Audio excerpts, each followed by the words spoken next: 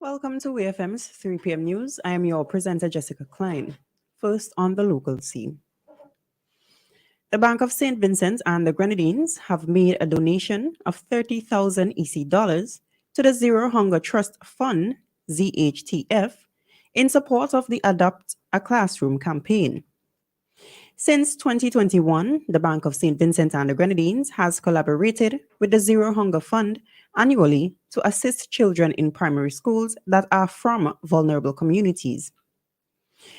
Through the Adopt a Classroom program, the Zero Hunger Fund has provided annual support to students from 12 adopted primary schools, including Barley Anglican, Barley Government, Kalekwa Anglican, Shadowbile Methodist, Clare Valley Primary, Fair Hall Government, Fancy Government, Gummi Methodist, Lauders Primary, Myro Government, Rose Hall Government, and Sandy Bay Government School. The Adopt a Classroom program was launched in 2016 to assist children from undeserved communities in gaining the educational skills needed to become self-sufficient citizens and reduce instances of hunger.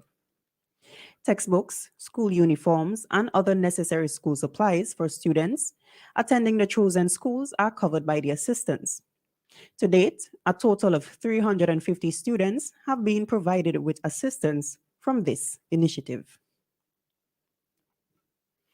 James Francois of Petit Bodel has been jailed for a second time in 20 years for manslaughter of a fellow villager. Francois was jailed for 7 years and 8 months after he was found guilty of the death of Edward Lavier, who was stabbed during an altercation at Petit Bodel on February 28, 2020.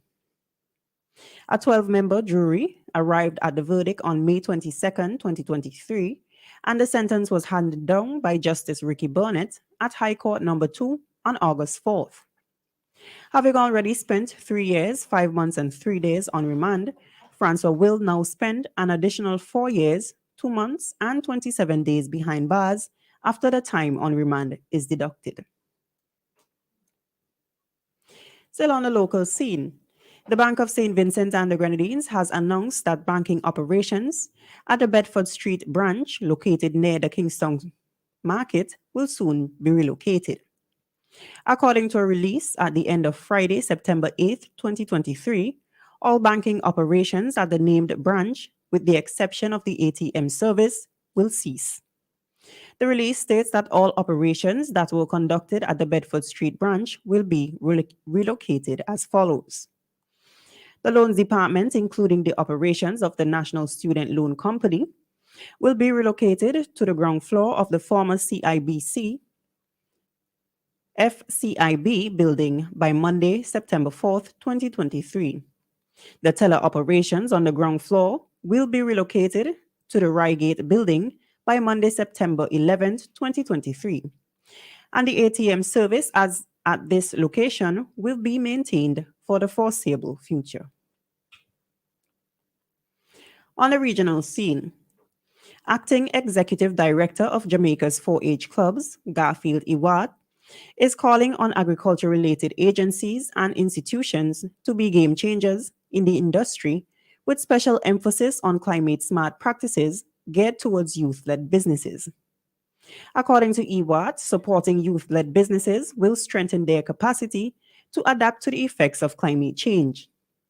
He stated, "We recognize that we have a very far way to go given the increased heat we have been experiencing recently. As youth-led institutions, we have to come up with innovative ways to help, especially our livestock enterprises, to cope with the increased heat." In addition, he said that the Jamaica 4-H Clubs is committed to the Youth in Agriculture program, which has implemented a number of initiatives to address issues and support persons with an interest in farming over the last year. He also encouraged the young farmers who have participated in the competitions and won major prizes to use the opportunity as a stepping stone to become established as productive and successful farmers.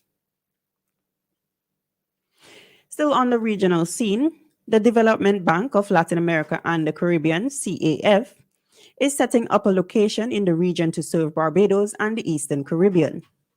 The announcement was made on Friday by the executive president of CAF, Sergio Diaz Granadas, during his address of the presentation of the flagship report on economic development, inherited inequalities, which took place at the Erskine Sandyford Center.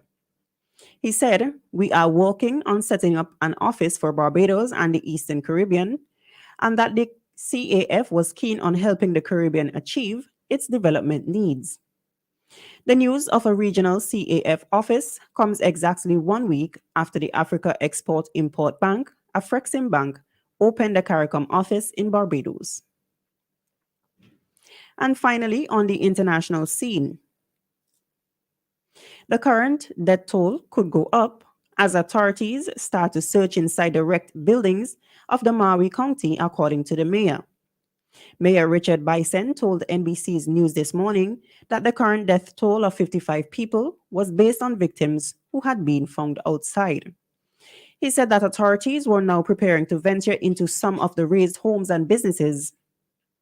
Maui authorities were awaiting help from the Federal Emergency Management Agency, FEMA, which was authorized by President Joe Biden yesterday. According to Bison, FEMA is equipped with resources to safely search the burnt buildings in hazmat conditions. This has been WEFM's 3 p.m. news. I have been your presenter, Jessica Klein. Join us again at 5:30 p.m. for WEFM's evening news, and we thank you for listening.